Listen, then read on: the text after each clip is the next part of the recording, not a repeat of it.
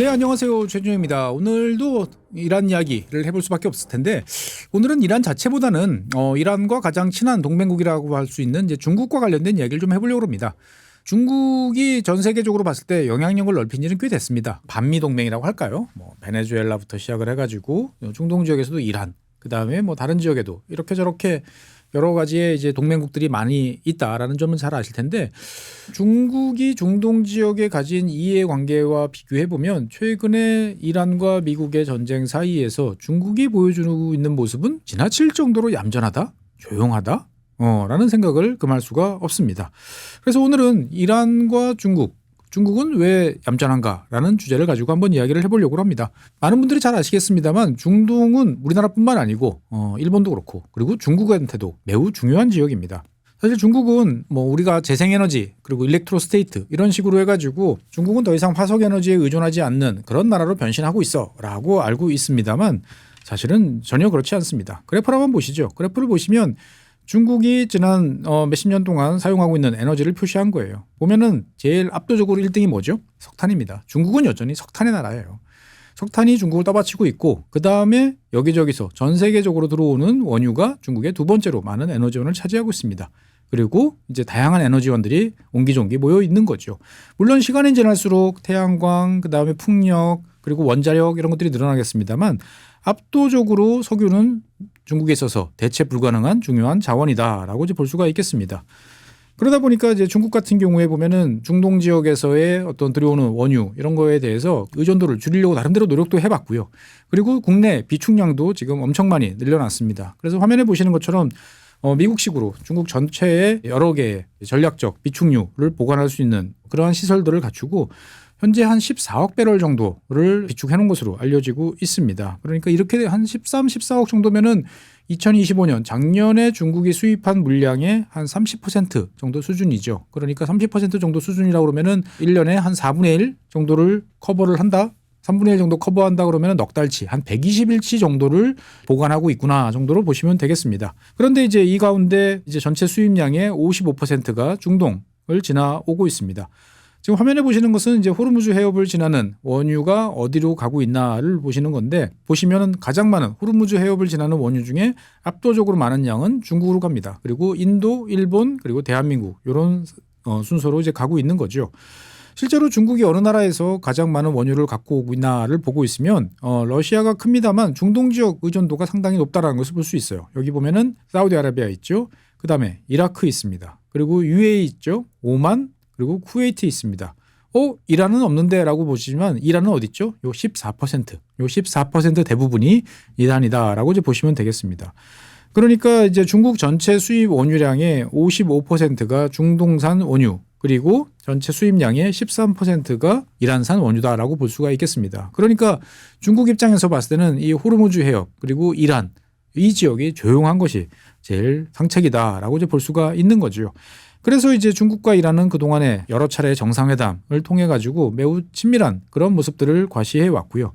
그리고 중국, 러시아 그리고 이란으로 이어지는 반미 삼각축으로서 미국을 견제하는 하나의 세력으로서 긴밀한 동맹인 것처럼 이제 행동을 해 왔습니다.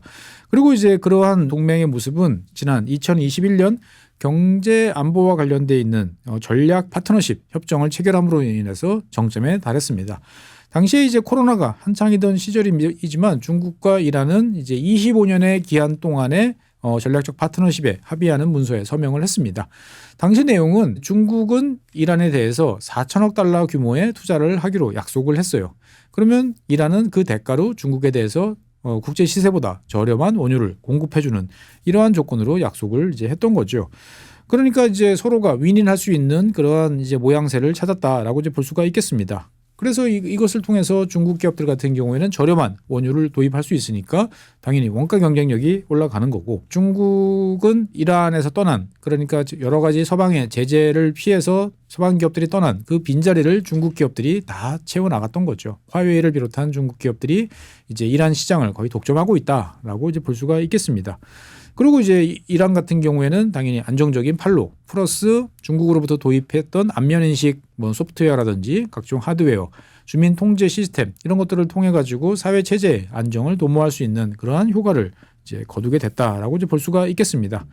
하지만 문제는 뭐냐? 중국이 이러한 이제 항구라든지 여러 가지 사회 인프라에 대한 대규모 투자를 진행을 하다 보니까 중국의 영향력 확대가 어떻게 보면 이란의 주권에 위협적인 존재가 되고 있는 것이 아닌가라고 하는 내부의 불만이 터져나왔습니다.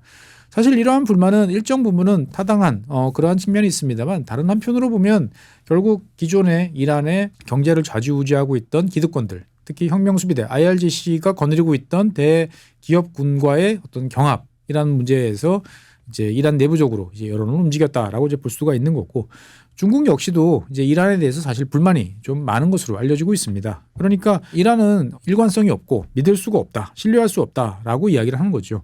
사실 2021년에 야심차게 시작했던 많은 사업들이지만 지금 한 5년 정도 지난 상황에서, 물론 지금은 전쟁 중이니까 더더욱이나 많이 줄었습니다만, 이란이 처음 기대했던 것만큼, 그리고 중국이 당초 생각했던 것만큼의 많은 사업들이 이루어지지는 않고 있는 거죠. 그러니까 어쨌든 서로가 서로에 대해서 좀 실망을 한 상태에서 작년, 올해 전쟁이 터졌다, 이렇게 이제 볼 수가 있겠습니다. 작년도 그렇고 올해도 그렇고 어쨌든 미국이 이런 식으로 공격하는 데 대해서 중국은 지나치리만큼 매우 얌전한 태도를 보이고 있습니다. 물론 이제 규탄한다라는 이야기를 하죠. 그런데 중국의 성명을 잘 읽어보면 재밌는 면이 있습니다. 그러니까 하메네이라고 하는 최고 지도자를 폭살시킨 데 대해서는 규탄한다라는 표현을 썼어요. 하지만 그 사안을 제외하고 나면은 뭐라고 그러냐면은 중국은 모든 당사자들이 군사 활동을 중단하고, 그리고 중국은 걸프 국가들의 주권, 안보, 영토 보존을 존중한다라고 이야기를 해요. 그러니까 앞쪽에 모든 당사자들에게 군사작전을 중단하라라고 하는 것은 미국, 이스라엘, 이란한테 하는 이야기야. 니들 그만 싸워라고 이야기를 하는 거고, 그 와중에 카타르, UAE 뭐 이런 이제 걸프 국가들을 챙기는 모습들을 보여주는 거죠. 그럼 뭐죠? 이란 입장에서 봤을 때 쟤 우리 친구 아니네 라는 생각을 해볼 여지들이 있는 거죠. 그러니까 2025년 작년에 있었던 6월 달에 있었던 12일 동안의 전쟁에서도 중국은 말로는 이란을 지지하는 모습을 보였습니다만 그 어떠한 행동도 이제 보이지 않았다는 거죠. 그러니까 이제 이 중국이 도대체 왜 이러느냐. 다른 지역도 아니고 이란, 중동, 여기에는 중국의 사활적 이익이 걸려 있다라고 볼 수 있는데 왜 이렇게 얌전해? 라는 궁금증이 오르는 건 사실일 수밖에 없습니다. 중국 내부적으로 나오는 이야기들을 종합을 해보면 중국의 이제 의사결정권자 상층부에서는 이란에 대해서 상당히 실망했다라는 이야기들이 여기저기서 좀 나오고 있습니다. 그러니까 무슨 말이냐? 2023년 이제 10월달에 있었던 이제 하마스의 이스라엘 공격이 사실 지금까지도 이어지면서 중동의 여러 가지 정세를 지금 뒤흔들고 있는데, 이거를 알고도 방치했던, 아니면 오히려 조장했던 이란에 대해서 중국이 상당히 충격을 받았다라는 이야기들이 있습니다. 그러니까 만약에 몰랐다면 이란의 역량이 자기들 프록시를 통제하지 못하는 역량에 실망을 한 거고, 알고도 만약에 이것을 내버려 뒀다라고 그러면 이런 나라를 믿고 중동에서 파트너로 삼을 수 있겠는가라는 생각을 하게 됐다라는 거죠. 그러니까 중국 입장에서 봤을 때 중동이라는 지역, 이란뿐만 아니고 여러 가지 걸프 국가들을 포함한 이 중동이라는 지역들은 안정적 에너지 공급처로서 중국한테는 첫 번째 지역입니다. 그게 먼저죠. 그리고 두 번째로 이 지역에서의 비즈니스를 통해서 경제적인 이득을 가져가는 것이 우선순위입니다. 그런데 이 지역을 뒤흔들어 놓고 여기에 대해서 막 마구마구 흔드는 모습들을 보인다는 거에 대해서 중국 지도부는 야, 이거 이란하고 계속 얽히면 좋지 않아 라는 생각을 하게 됐다는 거죠. 그리고 이제 중국 싱크탱크 쪽에서 나오는 이야기들을 종합을 해보면 어쨌든 이란의 공격성, 그러니까 이제 혁명이라는 것은 기본적으로 이제 수출 그리고 대외적인 공격성으로 나타나긴 합니다만, 이란이 말끝마다 하고 있는 이슬람 혁명의 수출과 관련돼 있는 여러 가지 언사들이 중국 지도부를 상당히 이제 불편하게 이제 하고 있고요. 그리고 이제 핵농축과 관련돼 있는 예측 불허성, 그러니까 차라리 북한처럼 일관되게 무슨 일이 있어도 무조건 우리는 핵무기를 개발한다. 그러면 너희들은 그렇게 하는구나 라고 판단하고 거기에 맞춰서 뭔가 생각을 해볼 수 있는데, 어떨 때는 협상, 어떨 때는 또 파기, 어떨 때는 또 급속 진행, 어떨 때는 또 중단. 도대체 뭐냐라고 이제 생각들을 하는 거죠. 그러니까 이란의 공격성과 대외적인 공격성과 예측 불확성은 중국 입장에서 봤을 때 중국의 이익을 침해하는 리스크다라고 이제 판단을 하는 거죠. 어쨌든 이제 이 최근에 중국 내부적으로 나오는 이란에 대한 여러 가지 인식들은 좀 재밌는 것들이 몇 개 있습니다. 몇몇 이제 이 중동 지역 전문가들의 사석에서 한 뭐 그런 내용들을 정리해 놓은 것 같은데요. 이란이라는 나라가 자기의 진짜 국력과 역량에 비해서 과대 포장되어 있다 라는 것이 이제 중국 싱크탱크의 생각인 경우들이 종종 있다라는 이야기인 거죠. 그러니까 어쨌든 이란이라는 나라는 그동안에 이제 여러 가지 제재를 버티는 존재, 그러니까 반미의 구심점 같은 역할을 이제 해오고 있고, 그리고 그것을 단순히 버티는 것뿐만 아니고 여러 가지 비대칭 전략 그리고 프록시 이런 것들을 동원해 가지고 미국과 이스라엘에 대해서 이제 억제하고 상대방한테 필요할 경우에 공세를 채택하는 능력으로 인해 가지고 상당히 이제 대단한 나라로 인식이 됐지만, 중국 입장에서 봤을 때 이란의 속내를 잘 들여다볼 수 있는 중국 입장에서 봤을 때, 중국 전문가들 관점에서 봤을 때는 이란이라는 나라는 상당히 과장되어 있는 나라다라고 내부적으로 평가를 내린다라는 이야기가 있습니다. 그러니까 중국이 봤을 때 이란이라는 나라는 대외적으로 과시하면서 여러 가지 활동을 활발하게 하고 있는데, 그것을 통해서 이란은 내부적인 문제를 은폐를 해오고 있다라고 보는 것 같습니다.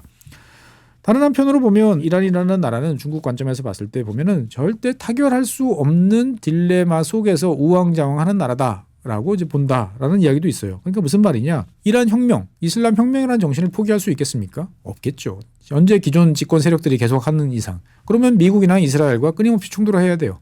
핵 이것도 계속 가겠다라고 이야기를 해요. 그러면 여기에서는 사실 타협과 양보라는 것은 있을 수가 없다라는 거죠. 그러면 그냥 마냥 고를 외치던지.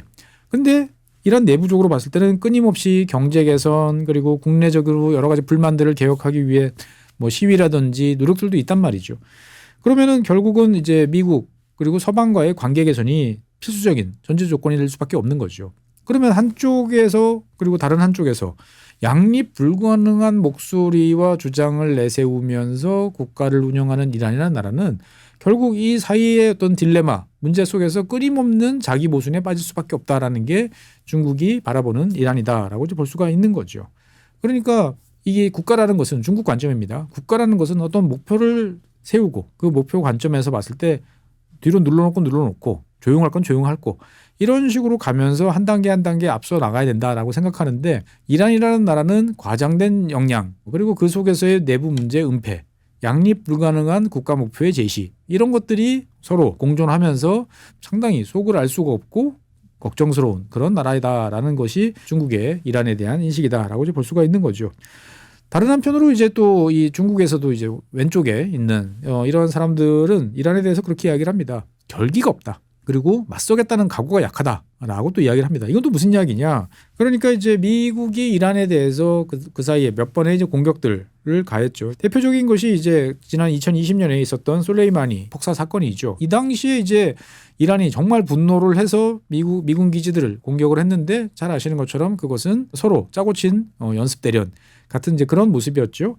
그리고 2024년에 이제 이스라엘의 이란 대사관 폭격 같은 경우에서도 이란이 보여준 모습은 상당히 좋게 보면 절제된 모습이지만, 중국에서의 바라본 모습, 중국 왼쪽에 있는 사람들이 바라본 모습은 저게 뭐야? 너희들이 말만 떠들었지 진짜로 맞서겠다는 결의는 다 어디 갔어? 라고 또 본다라는 거죠. 그러니까 어쨌든 중국에서의 많은 이제 여러 사람들의 이야기, 단편적인 이야기들을 종합을 해보면 중국 지도부나 싱크탱크 쪽에서는 그런 식으로 보는 거죠. 분명하지 못한 스탠스를 가지고 스스로를 어려운 상황으로 몰아놓고 그 속에서 허우적거리고 있다라고 이제 바라보는 거죠. 그러니까 중국 입장에서 봤을 때는 그런 허우적대는 나라에 손을 내밀어서 내가 꺼내주거나 같이 가자라고 그 진흙탕에 들어가는 것보다는 거리를 두는 게 당연한 이제 생각이다라고 이제 볼 수가 있는 거죠. 그래서 이제 이 중국 내부적으로 나오는 디테일한 이야기들을 보면 야, 이걸 이렇게 보나라는 생각도 들어요. 그러니까 중국의 중동 전문가들 사이에서 보는 이란이라는 나라는 잘못된 의사결정 그리고 부패, 부실한 통치 등등으로 인한 여러 가지 문제점이 많은 나라라는 것이 이제 이란에 대한 중국 내부의 인식이다라고 이야기를 하는 거고요. 최근 들어서 이제 벌어지고 있는 여러 전쟁에서 이스라엘의 정보망이 뭐 테헤란을 마음대로 휘젓고 다니잖아요. 이 모습에 대해서도 이거는 이란의 내부적인 약점을 그대로 보여주는 것이다라고 이야기를 하는 거죠. 이스라엘이 잘나서 이렇게 침투를 하고 요인을 암살하고 정보를 가져가는 것이 아니다라는 것이 중국의 입장이라는 거죠. 자국에 불만이 있고 자국을 신뢰하지 않고 이란이라는 나라를 미래에 대해서 불안해하거나 믿지 못하는 이란 사람들이 자발적으로 아니면 기회만 있으면 이스라엘에 대해서 협조하는 것이 아니냐. 그러니까 어떻게 보면 그런 나라가 장기적으로 존속 가능해? 존립 가능해? 라는 의구심을 가지고 있는 것이 중국이다라고 이제 볼 수가 있는 거죠. 결국 중국이 원하는 이란이라는 나라는 자관 어떻든 간에 서방 국가들과 잘 지내려고 좀 노력하고 경제적으로도 좀 개혁하고 이란의 공격적 성향이 오히려 좀 억제되고 우리가 좀 힘을 키워야 돼. 당분간은 대외 문제에 대해서 그런 모습을 보이지 마라고 가줬으면 좋겠다라고 생각하는 게 중국의 속마음이다라는 거죠.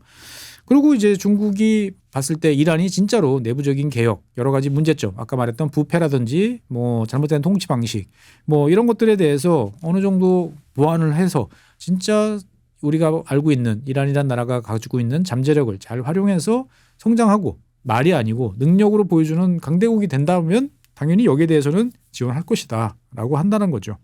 하지만 현 단계에서 2026년 3월 시점에서 봤을 때는 중국은 더더군다나 이란과 거리를 매우 멀리 두고 있다라는 것이 현실입니다. 왜?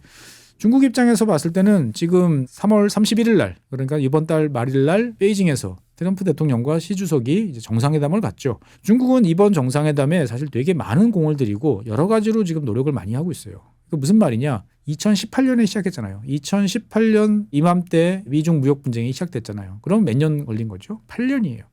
8년 동안 서로가 티격태격하고 여러 가지로 해봤는데 알잖냐? 한 국가가 일방적으로 상대를 두들겨 패거나 눕히거나 아니면 상대를 제외하고 혼자 갈 수 없다는 거 알지 않냐. 그러니까 중국은 이번 기회를 통해서 미국의 어떤 우려를 알겠어. 너희들이 그렇게 생각하면 그만큼 해. 나도 너희들한테 어느 정도 할 텐데 거기까지만 하자. 라는 이야기를 하고 싶어 하는 것 같아요. 그러니까 적절한 선에서 뭐 관세 좋아 물어 우리 물릴게 너희들 때리려면 때려 그런데 그 정도까지만 해라 더 이상 추가적으로 우리에 대해서 안 하면 좋겠어 너희들이 미국이 중국에 대해서 뭘 우려하는지도 아는데 거기에 대해서 중국도 너희들이 요구하면 들어줄 의향이 있어 라는 시그널들을 보내고 현재 실무회담을 진행하고 있다라는 이야기들이 나오고 있죠. 그런데 이제 중국의 불만도 많아요. 왜냐하면은 이제 지금 미국이 온통 정신이 다 이제 이란과의 전쟁에 쏠려 있잖아요. 그러다 보니까 뭔가 사전 협의라든지 실무적인 논의해야 될 이 담당자들하고의 연락이 잘 되지 않고 연락을 해도 어떻게 보면은 이거를 승인을 받거나 확인을 하기가 상당히 어려운 상황이다 보니까 중국이 원하는 충분한 준비, 확실한 보장 이런 거를 갖춘 상태에서의 이제 멋들어진 회담이 안 될 가능성에 대해서 중국이 지금 상당히 내부적으로 지금 좀 걱정을 하고 있다라는 이야기도 나오고 있습니다.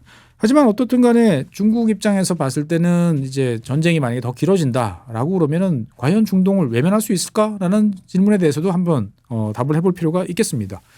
사실 중국 내부적으로 나오는 대외 문서, 특히나 이제 외교적인 문서들을 이렇게 쭉 보면 중동에서의 발생하는 여러 문제 중에서 호르무즈 해협 봉쇄, 폐쇄에 대해서는 그동안 매우 가능성을 낮게 봐왔어요. 무슨 말이냐? 호르무즈 해협에 막히면 전 세계적인 에너지 위기가 와. 그러면 에너지 위기가 오면 당장 여러 나라들이 난리가 날 텐데 미국을 필두로 뭐 유럽, 뭐 일본 많은 나라들이 이 문제를 해결하기 위해서 뛰어들 텐데 그러면 중국은 그때 가만히 보고 있다가 그냥 이익을 보면 돼라고 생각을 했던 거죠. 그리고 다른 한편으로 보면 호르무즈 해협을 막았어? 그럼 이란은 뭘로 돈 벌어? 호르무즈 해협으로 통해서 나가는 석유가 이란 석유 거의 대부분인데 중국도 못 사주는데 이거는 자해공갈단이지. 그러니까 이란이 그럴 리는 없어 라고 생각을 해왔다는 게 중국의 생각이라는 거죠. 그러니까 알아서 잘 될 텐데 중국에 굳이 나서가지고 상대방의 긴장도를 높일 필요가 없다라는 것이 중국의 기존 입장이었던 거죠.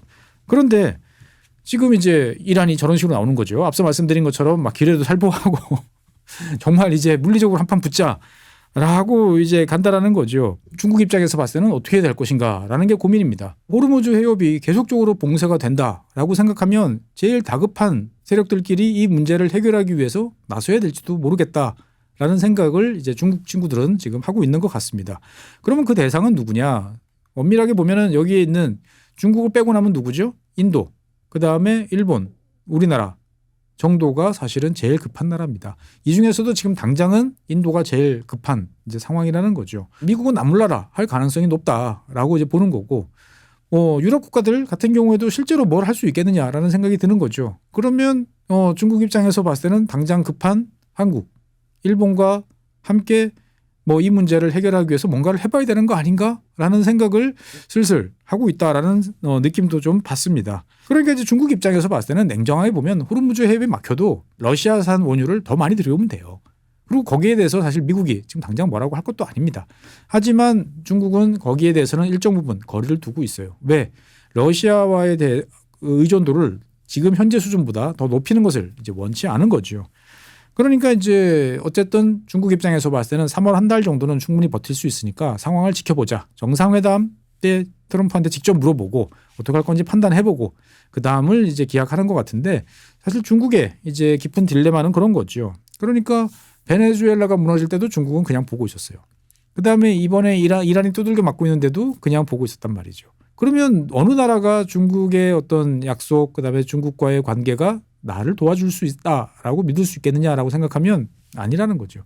그러니까 결국 이게 만약에 이란과 미국의 전쟁이 이제 4월 달, 5월 달 이렇게 계속 이어진다라고 그러면 중국은 결국 나서야 되는 거 아닌가? 나설 수밖에 없지 않나? 물론 그렇다고 뭐 병력을 파견하거나 그러진 않겠습니다만 러시아를 도와주는 것처럼 뭐 민수 겸용 그런 기술들에 대해서 또는 제품들에 대해서 다양한 경로로 지원을 해주고 도와주는 형태로 이란을 죽지 않도록 도와주는 정도 수준에서는 가야 되지 않겠는가라는 이야기도 나오는데 거기에 따른 리스크를 또 고민해 보면 또 그건 답이 아니다라고 또 중국 내부에서 또 갑론을박이 벌어지는 것 같습니다. 어쨌든 중국이라는 나라 입장에서 봤을 때 보면 제발 중동은 좀 얌전하고 조용했으면 좋겠다라고 생각을 했는데 지금 상황은 거꾸로 가고 있는 거죠. 언제까지 중국이 중동 문제 그리고 이란이 겪고 있는 저런 상황에 대해서 중립적 태도라든지 오히려 이란과 거리를 두는 그러한 태도를 보일 수 있을지는 잘 모르겠습니다만 모든 것이 연결되어 있는 상황 속에서 중국의 입장 변화에 대해서도 한번 눈여겨볼 필요가 있다라는 말씀드리면서 오늘 준비한 사항을 마무리하도록 하겠습니다. 네, 지금까지 시청해주신 여러분 대단히 고맙습니다.